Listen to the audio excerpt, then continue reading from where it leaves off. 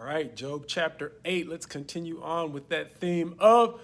chipping away. This time, let's consider it from the perspective of chipping away bluntly, as one of Job's friends by the name of Bildad is going to step up with a very blunt rebuke for Job that's going to start out with the words, "How long, Job, are you going to carry on with words that seem to amount to little more than wind?" And he's not going to get much more gentle when he confronts Job with three ifs. One, if your children actually sinned, this is the natural outcome of their transgressions. However, if you actually seek God and if you are pure and upright as you are claiming, then ultimately the end for you could be very great.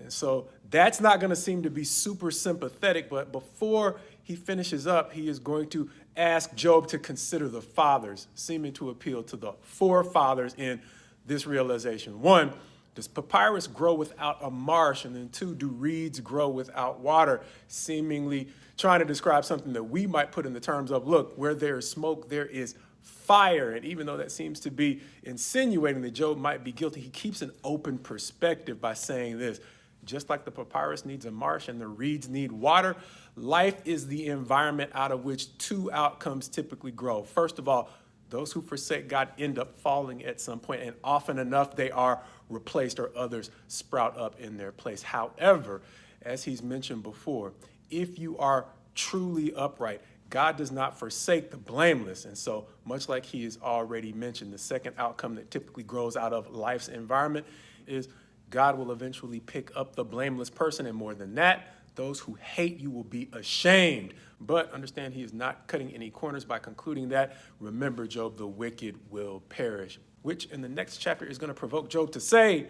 I know, as he turns his attention away from his frustration with his friends back to his condition. And all of that reminded me of something I saw in Proverbs 15, where at verse 1 it simply says, a soft answer turns away wrath, but a harsh word stirs up anger. And again in verse 4, it's going to say, a gentle tongue is a tree of life, but perverseness in it breaks the spirit. And understand, we chose to title this section blunt, not so much gentle, for a reason, because even though this section of Proverbs chapter 15 twice talks about the way in which a soft or gentle answer can turn away wrath, understand the ways in which a fair answer, even if it's stated bluntly, can have a similar effect, because that's exactly what Bildad does here. He starts off in a way that is kind of insulting, and it is going to eventually get to Job's temper when, after Job's response over the next two chapters, a friend by the name of Zophar is going to be super unwise and rekindle Job's anger, not just against Zophar and Eliphaz, but against all three friends,